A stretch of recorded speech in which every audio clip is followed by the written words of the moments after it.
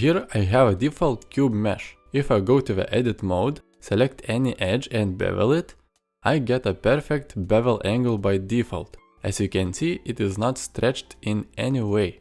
But if I exit the edit mode, scale it by z-axis, go back to the edit mode and bevel the same edge again, you can see that it is stretched. To fix that, exit the edit mode, Ctrl A and scale to apply the scale. Now go back to the edit mode, bevel the edge, and we have a perfect angle edge that is not stretched. Okay, let's try this again, but in more detail. Open the right side panel. Inside the item tab, we can see that the object scale is 111. If I transform the cube in the object mode, the object scale changes too. And because of that, bevel will be stretched. So we would need to apply the scale before the bevel to set the scale to 111.